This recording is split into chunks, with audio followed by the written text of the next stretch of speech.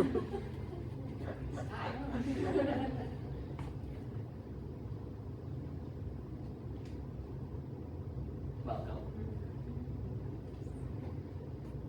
show.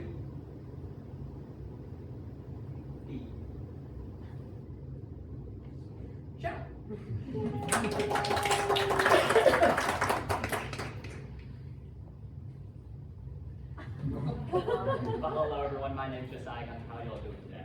Pretty good? Yeah. Right. Hopefully better by the end of the show.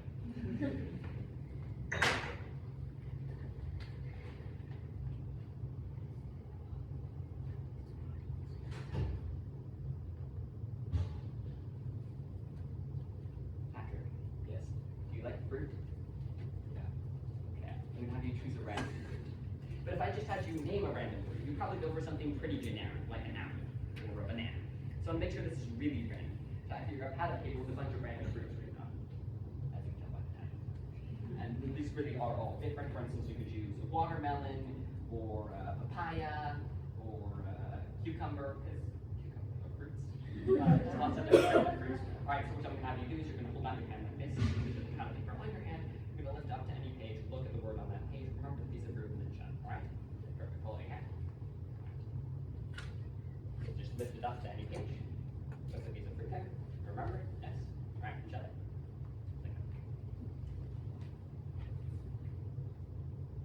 This is my prediction. For the first time out loud, what was the random piece of fruit you chose? Tangerine. Darn it. That was a waste of my time.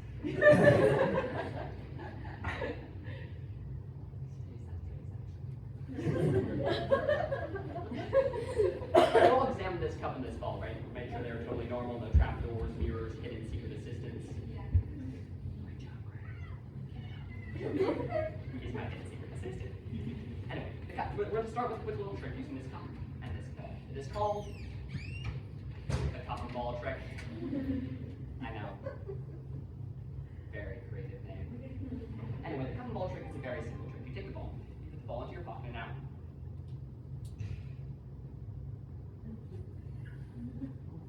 Put the ball into my pocket, right? Never mind. Okay, we'll restart. The cup and ball trick is a very simple trick. You take the ball, you put the ball into your pocket. Put it in my pocket. I just want to put it in my pocket. Anyway, never mind. Cup and ball trick is a very simple trick. You take the ball, you put the ball into your pocket.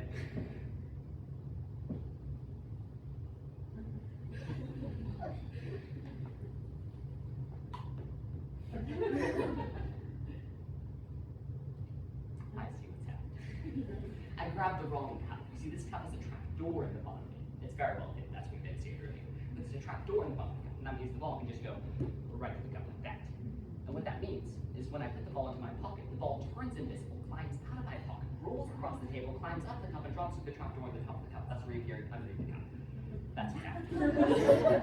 Alright, I know how to fix this, right? Nothing underneath the cup. Take the ball. Ball into my pocket now.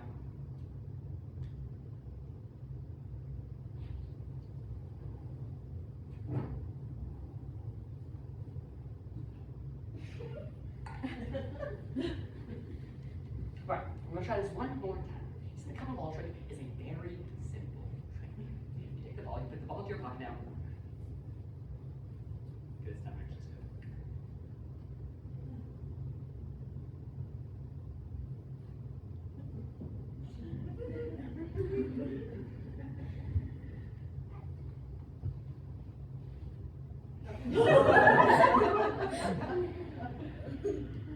No, I don't know how that got there either. Okay, I'm done with this trick. Let's try something else. Would you mind helping with this? Sure. Okay, you're going to have a very simple job. Your job is going to be to pick a card. Any card. Please just would you mind coming over here?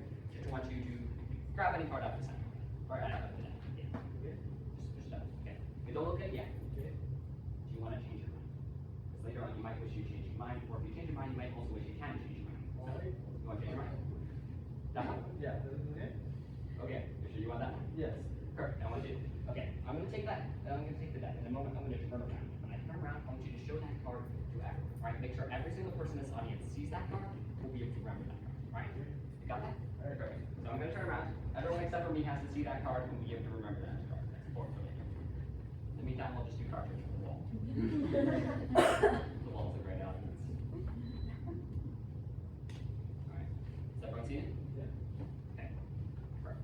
Just the back. And you all remember the card, yes? Okay. You have to remember for a while. This is a really long magic trick. So let's do something else in the meantime. Would you mind just saying stop as I go through the cards? Stop. Oh, right there? Okay. Or I look for you because earlier? Okay. Yeah. Okay. Really? A little more? Okay. Okay. Okay, perfect. So you chose the 5 of cards. Now I'm not going to have you remember this card because you're already remembering your card. Instead, I'm going to give you a receipt on this card. I'm just going to tear off a corner. See, tears are like fingerprints. There's not going to be any other card that perfectly matches this tear, and there's not going to be any other tear that perfectly matches this card. So you can see this card again. You'll know it's your card because the corner matches. Does that make sense? So I'm going to have you hold on to this card for all of us. Now, ladies and gentlemen, you're about to witness the most amazing, most incredible, most impossible trick of this entire show. On the count of 3, this card is going to disappear. Ready? 1, 2, 3.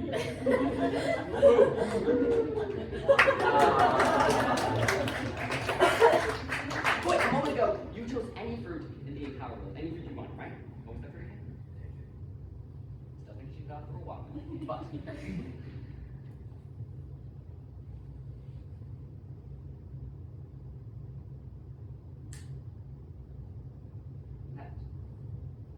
indeed a tangerine. This is a magic.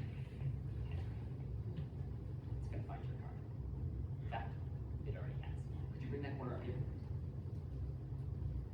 See? Growing. Inside. Tangerine. Is that right? Did you take that card out? There's only one way to know that really is your card. The torn corner, that's not going to match any other card in the entire world. Can I see that card? A perfect.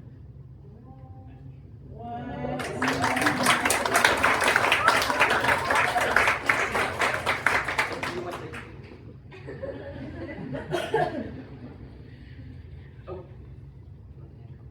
Sure. Some cards in there. I don't think I'm gonna. Don't worry. We'll snack break later on. You can have snacks. Magic is all about knowing the unknowable. The only problem with knowing the unknowable is that it is, well, unknowable.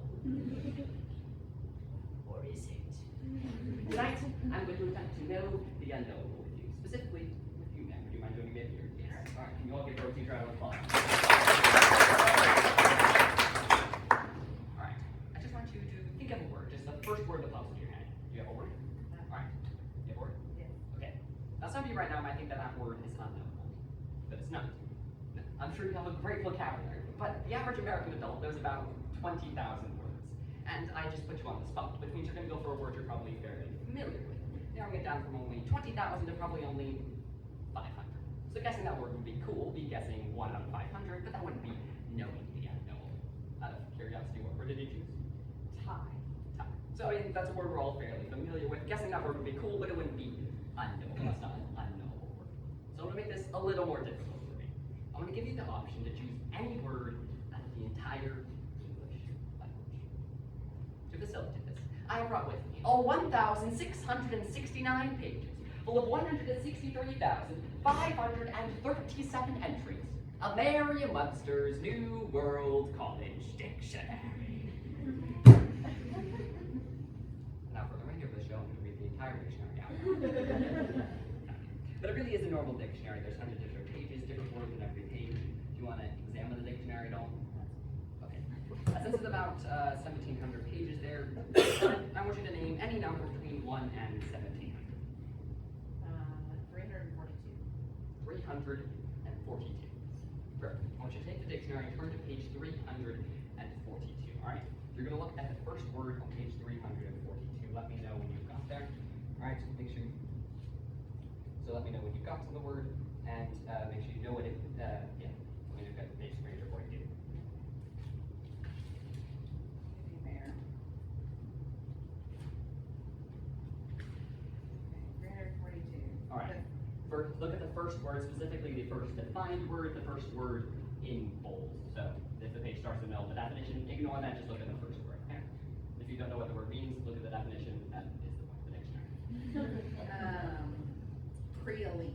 Oh. Oh, don't tell you yet. The point is that I. Yeah. Okay, do we got a new number? Yeah, choose a different. Okay. Choose a different page. Yeah, different page. What page? 556. 556. Okay. Now look at the first word on page 556. Got it. Okay. Do you remember that word? Do you know what that word means? Yes. Did you look at the definition? So 556? Yes. Okay. Perfect. Okay. Now, so you know what the word is, you know what it means? Yes? Okay. You should have the dictionary. Alright. So you're thinking of any word in the entire English language, yes? So the word is unknowable. Would you agree? Yes. Okay. Right, so I'll just do, yeah, real work. Okay. Alright, just think of the word. Just focus on the first letter. Okay. Does it start with an F? Yes. Okay, the first letter is an F. All right. It's actually working. Didn't work last year. Okay. Okay. Let's focus on the whole word. Think of the whole word. It's like a really long word. Okay. All right. I don't know if I can get the exact spelling. Let me see. Okay. I think I know what word this is, but I don't know how to spell it. Okay, because I All right. This is my guess of the spelling.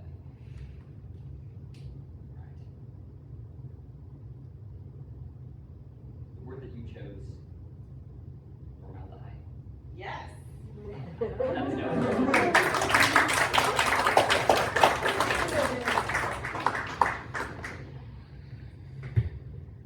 You guys still remember the card? Yeah. Do all of you remember? Yeah, you remember the card? All right, I'm going to try to find it.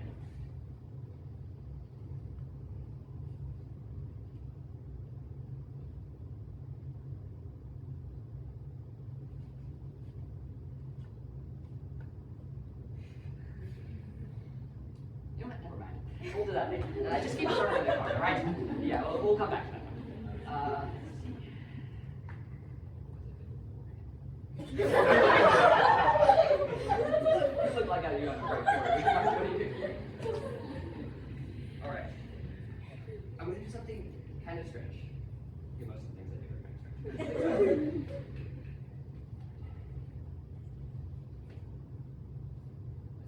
Okay.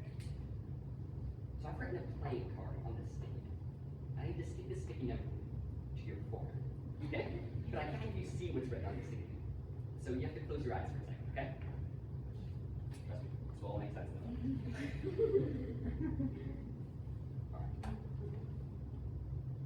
You can open your eyes. Alright, can you see what is written on that sticky note? Okay. Is there any reflective surfaces you can see enough? So there's no way for you to know what's written on that sticky note, right? Alright, you can take it off now. See, the main reason I'm doing that was just so that you could verify that in a second when you put a sticky note online for it, I won't be able to read what's written on it, right? So I wrote a playing card on here in the format of I wrote the value, and then I wrote the first letter of the suit. So you're going to do the same thing. So write down a number and then the first letter of the suit. Don't try to draw the suit. Just make it nice and clear so all the rest of it will be able to see. Okay? Perfect. So I'm going to have you take that, write it down. I'm going to look over this way so I can see what you write down because that's not the case of the point. All right. Let me know when you've written something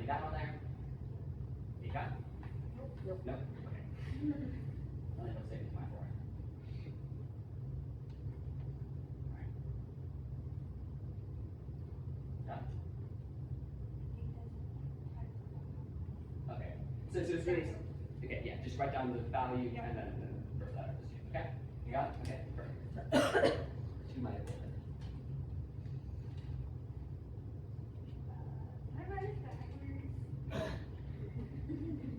No, I didn't. Okay.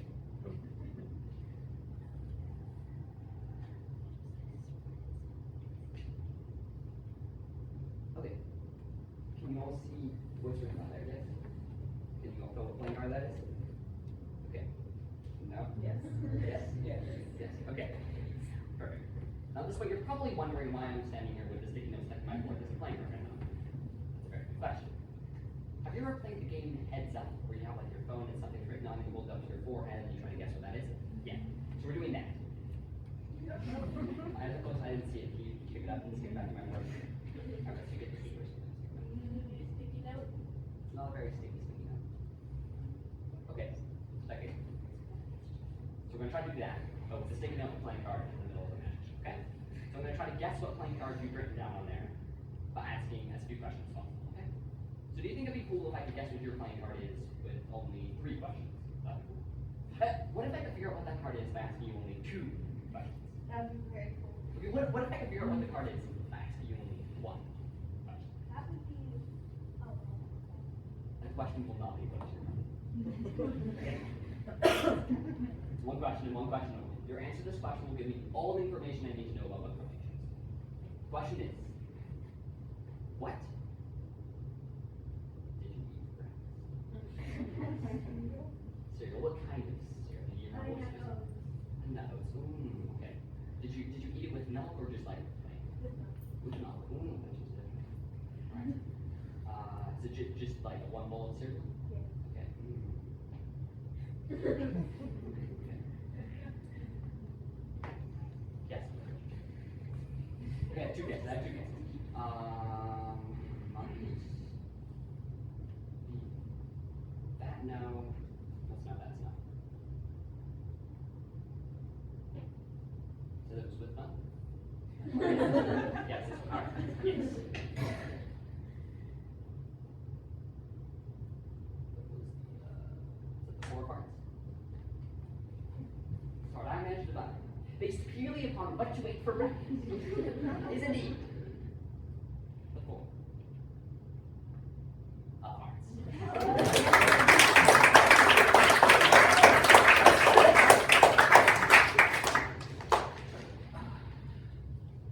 You still remember the card, yeah? Okay, if you're ever again, come back.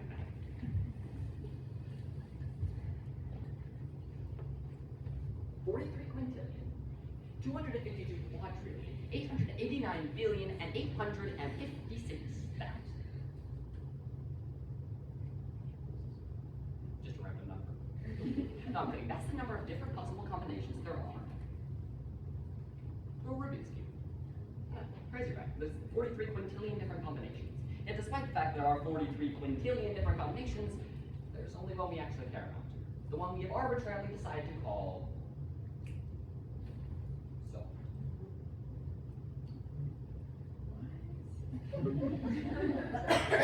Have you ever solved a Rubik's Cube before? I have not. Perfect.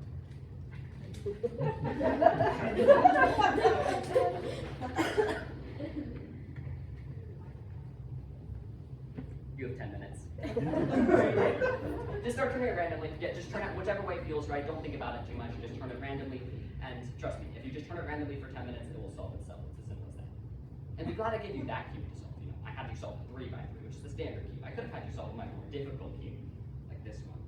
I had you solve a 3x3, but I could have had you solve a 1x1. Almost impossible to solve. Harry, looks like you could use a playing card right now. Good.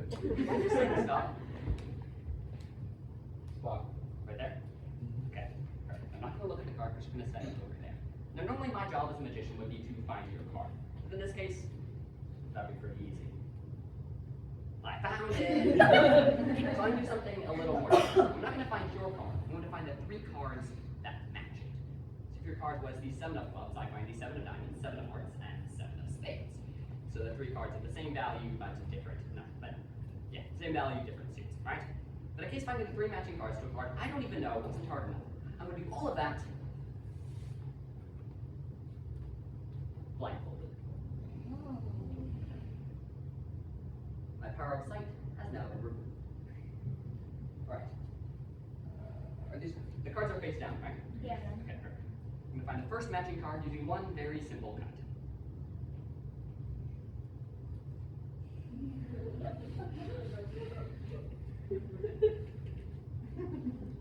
Alright, one very simple cut later, that should be the first matching card right there. Hope you all can see that. That should be the first matching card to your card. I'll see that, yes. Okay.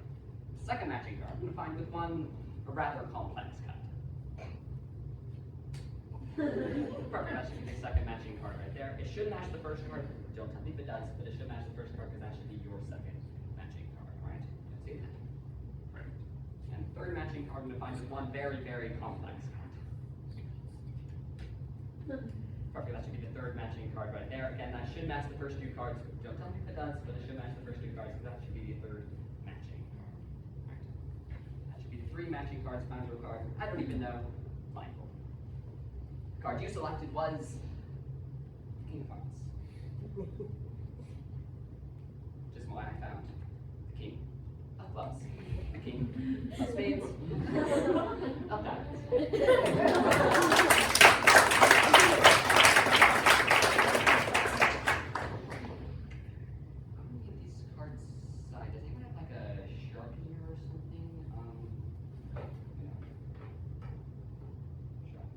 I was supposed to do a magical production there, but it didn't work. So. All right, many of these cards signed. Would you mind coming up here? Yeah. So you're going to write your name on these 2 cards, just in that white space right there. Would you mind just writing your name nice and small, so everyone will be able to see white space? Yeah. So what you're doing is you're making these cards totally unique in all the world, because there's not going to be any other cards in the world that have your name written on them. At least, assuming you don't go around writing your playing cards right now. And the reason we're doing this is so that I can't use any kind of duplicate cards, because for some reason, some people sometimes accuse me of using duplicate cards. I don't know why. Right, perfect. And would you mind coming up here too? We're going to write your name on these 2 red keys, just in that nice white space right there. Keep it. Just make sure these cards are completely unique. I can't have any kind of duplicates.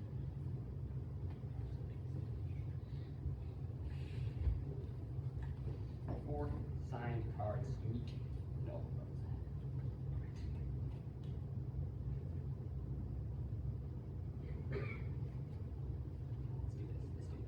Okay. We need someone to hold on to this. It's just blue deck cards. Someone's going to hold on to this one here. Would you mind holding on to this? Okay. So your job is to guard that deck, alright? Make sure I don't come near that deck. Make sure I never touch that deck. In fact, make sure no one comes near that deck. Make sure no one touches that deck. Especially when it's more down, alright? I want you to guard that box with your life. Alright? Perfect. Excellent. Okay. 4 signed kings. Or signed king. What's that? Third signed king. What's that? Third signed king. Signed that. 4 signed king.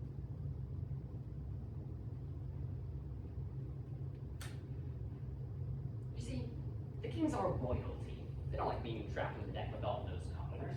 They're better than that. And they want everyone to know that they're better than that. So the first king goes flying out the deck, spins through the air, and lands in my pocket. Nothing. In my hand. Should be the first sign king, your king of hearts. Does that have your signature on it? Yeah. Yes. 1 king down. 3 to king. Alright, the second sign king also goes flying up the deck, also goes spinning through the air, and also lands in my pocket. Yeah. It's supposed to be on in my hand. Should be the second sign king right there. That should be your king of clubs. Does that have your signature on it? Yes! Right, and it's back into the deck. Those anymore. Right. The third sign king also goes flying to the deck, also goes spinning here, and also lands this time in my inner pocket right there. That should be the third sign king, your king of hearts. Does that have your signature on it? Alright, and the fourth and final sign king also goes flying up, but also goes spinning through here and also lands. All you did this one. Do you mind just reaching into my pocket, pull out the first thing that you find there? Yeah, in that pocket right there. Just pull out the first thing that's in there. Oh, I forgot about those. Snack tray. I said there'd be a snack tray. Does anyone want a granola bar? I have multiple different kinds. Seriously, anyone want a granola bar? We're having a snack break.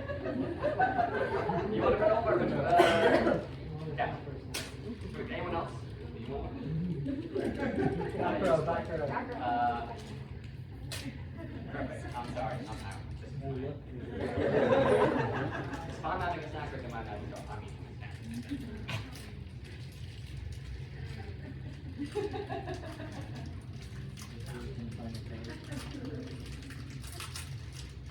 Hardest part of the show. You're welcome.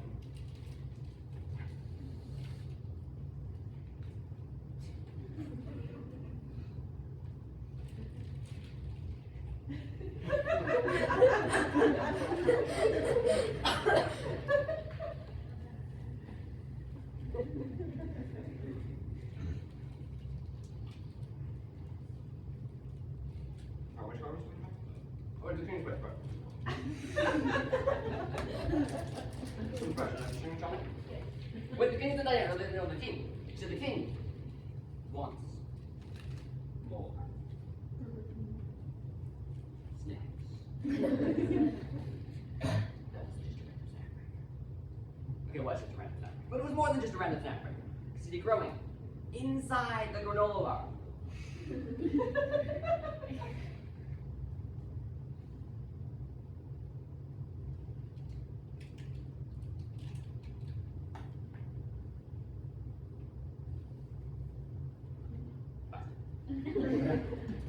One card only. That is your sign, king. That's fixed. Have your second card? Yes.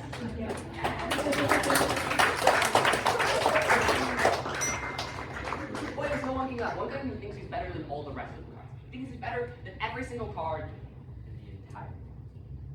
He wants everyone to know it. The king of hearts. Still has your signature on it, yes? To prove that he really is better than every single other card in the entire world, the king of hearts.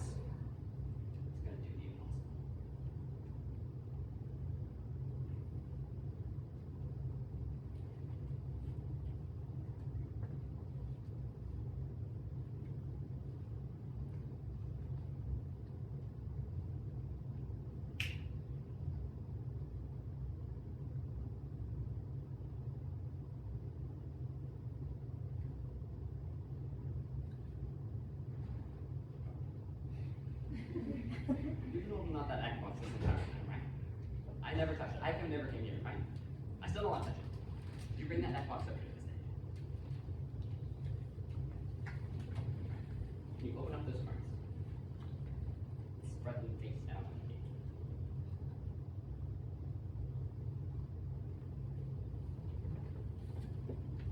I don't know if you guys can see this.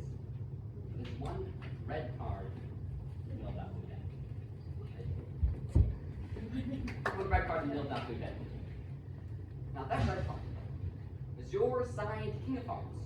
So it's just over here. Then it teleports over there, inside the deck box that I never came in. I never touched. It's your signed King of Hearts, which means it can't be any kind of duplicate. It's a pretty cool trick, right?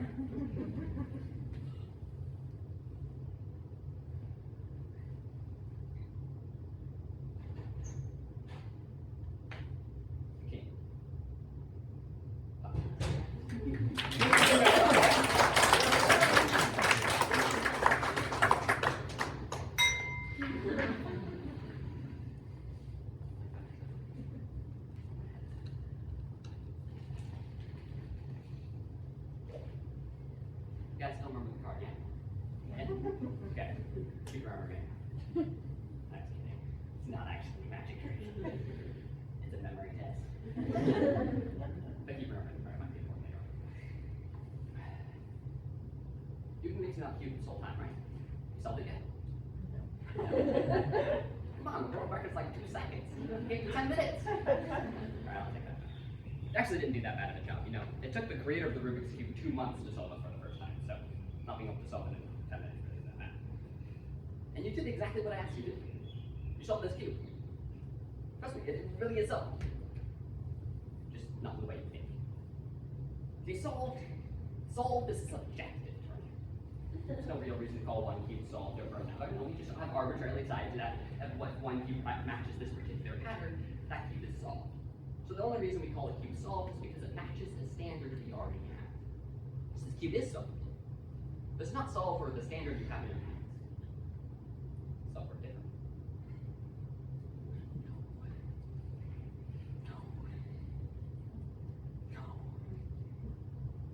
Cube's been here this entire time.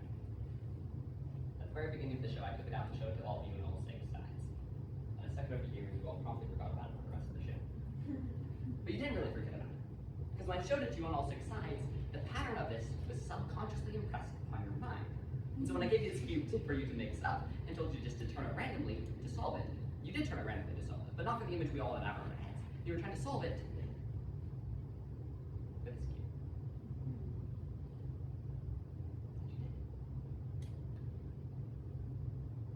The odds of 2 randomly mixed cubes matching each other is 1 in 43 quintillion. That's the odds of winning the lottery every single day for 72 years in a row. And yet, that's 4 greens, 2 yellows, 1 red, and 1 white, a perfect. But not just one side. That's 2 sides, perfectly matched. That's 3 sides, perfectly matched. That's 4 sides perfectly matched. That's 5 sides perfectly matched, and that's all 6 sides perfectly matched. That is 1 in 43 quintillion. Can you all get out of here? I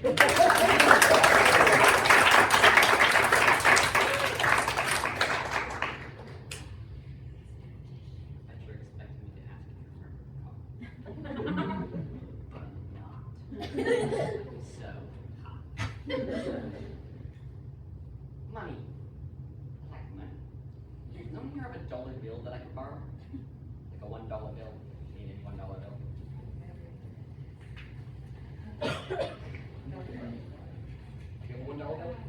Perfect. I see that $1 bill for a second.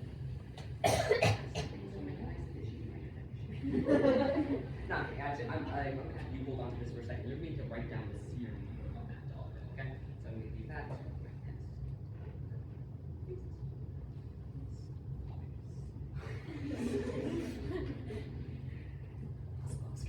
Alright, perfect. I'm going to take that and also give you the pad of paper.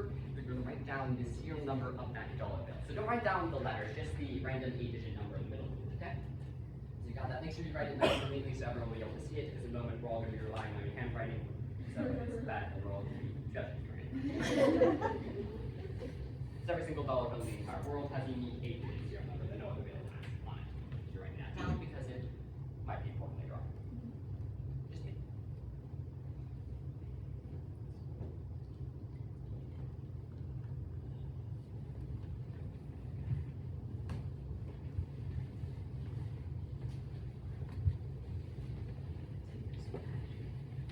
Mind that I could borrow the $1 bill for this?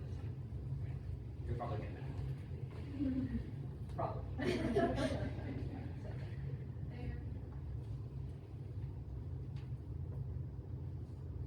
What is magic? As a magician, that's a question I ask myself every single day. So this is my answer. I want to tell you a story about the magician Doug Henning. See, Doug was asked to do a show for a group of native people known as the Inuit. He was in a little town in the middle of nowhere, about 400 miles from the North Pole, and it was 60 degrees below zero. So we set up the show in a little shop, and the Inuits came and watched.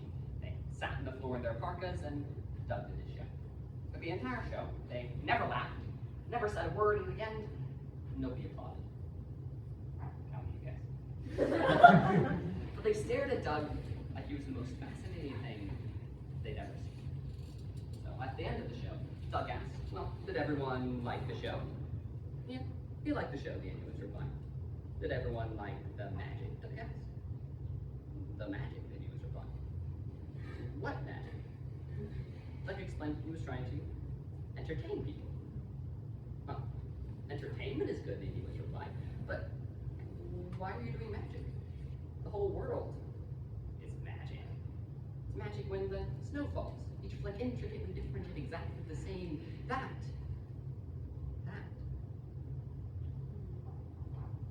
is magic.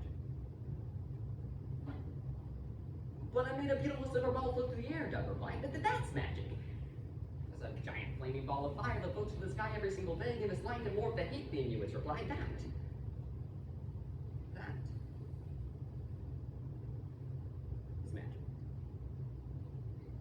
But it's what the Inuits said next that really stuck with that. Now we see what you're doing. Your people have forgotten magic. Are you doing this to remind them about the magic? That's why I'm here. Because our world has forgotten about magic. And needs reminding. I'm here today to remind you that our world is wonderful. To remind you that the ordinary really is extraordinary. As G.K. Chesterton once put it, the world will never starve for want of wonders, but only for want of wonder. That's what magic is.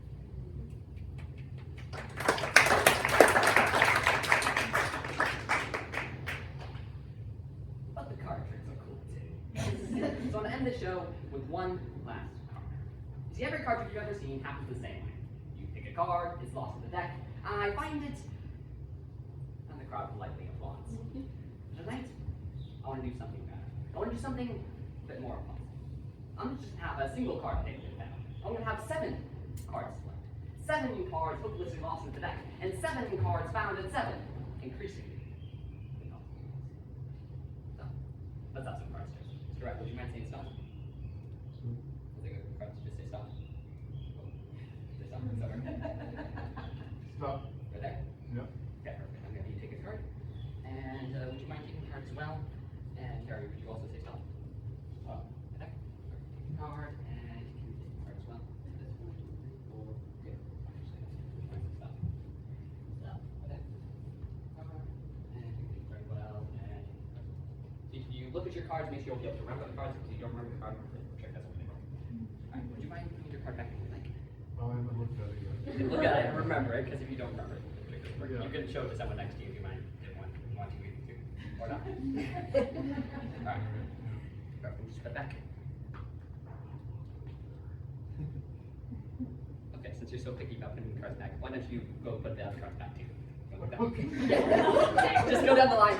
Seriously, this was planned. You're going to go down the line, just put each person's card back wherever you want it to go. Just make sure these cards really get lost. Because if I do that, then Well, I don't look at them. I mean, you can look at them too. Okay. As long as I know what they are.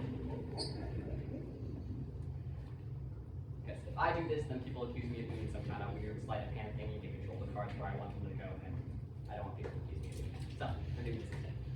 Just suffer randomly toss cards. Suffer randomly select the cards, being the ones instead of randomly.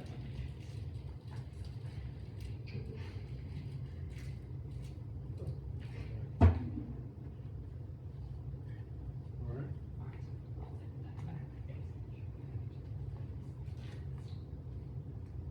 Unchosen cards, several random locations. I have no idea what those cards are, or where they are. Cards of the deck. Deck. Goes in the box. The box. Goes in my hand. We're going to start with your card, alright? You're going to name your card. When you name your card, I'm going to reach into my pocket, open up the deck box, you look at the cards, find your card, pull it out of the deck box, shut the deck box, pull it out, and show it to all of you in less than 3 seconds. Okay? Perfect. So on the count of 3, I want you to shout out the name of your card. Ready?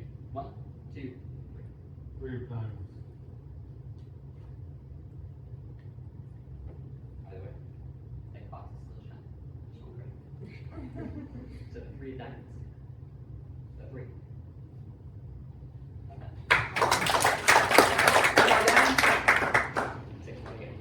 Alright, we're going to find your card next. You're going to name your card. When you name your card, I'm going to drop the cards in my hand to the table as I drop them from my hand to the table. I'm going to reach one card in the dribble. That's going to be your card, right? So what's your card? It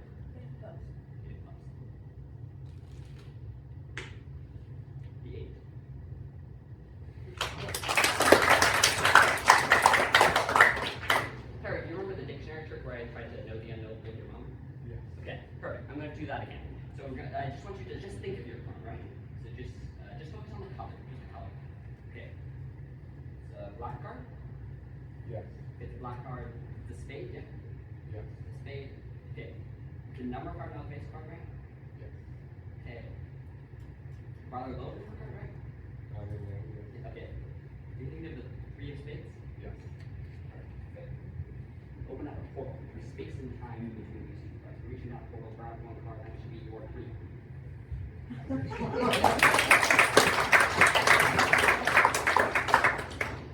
Alright, the next two cards we're going to find using only one hand. I'm go behind my back. Lucy, what was your card?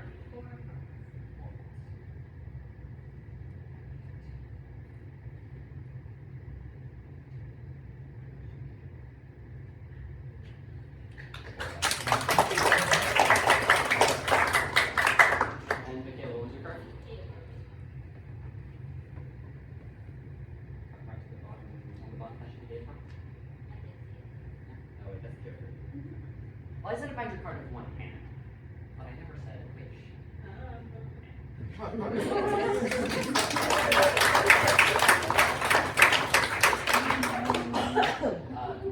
your card? Okay, so like in the 14th, 13th, your card goes flying out the deck, spins the air, and lands. That should be six.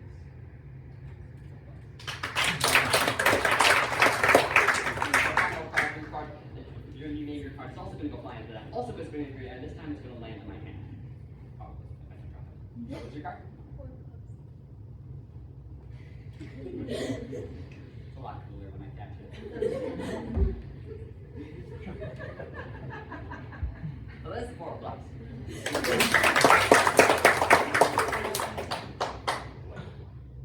So what card after that? What card you guys have been thinking of this entire time? One card you chose at the very beginning of this show. Do you remember the card? Alright, on the count of 3, I need you all to shout out the name of that card. Ready? 1, 2, 3. Two of diamonds. The 2.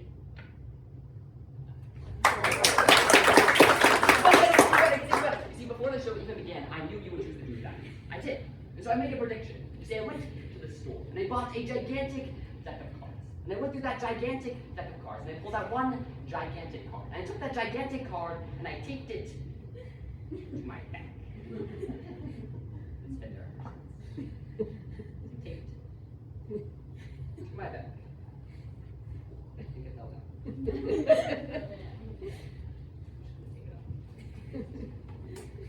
One card. That is the 2. Oh wait, better. You see, you guys just showed 7 random cards. 8 counting the 2 diamonds. That's 8 random numbers. You know what 8 random numbers? The serial number of a dollar bill. You wrote down the serial number of that dollar bill, like, right? You could have had any dollar bill in the entire world, right? If I had chosen a different person to borrow a dollar bill from, or if you've given me a different dollar bill, if you put a different dollar bill in your wallet at the beginning of the show, would that end up with a completely different dollar bill? And if each of you had chosen a different card, if you had decided to pick a different card at the very beginning, or you might have decided to change your mind, if each of you had said stop one card earlier, one card later, we ended up with completely different results. You had that serial number, and you with these cards. I don't know if it's luck, fate, or maybe magic. The serial number of your dollar bill was 3, 8, 3, 4, 8, 6, 4, 2. Cards you randomly select were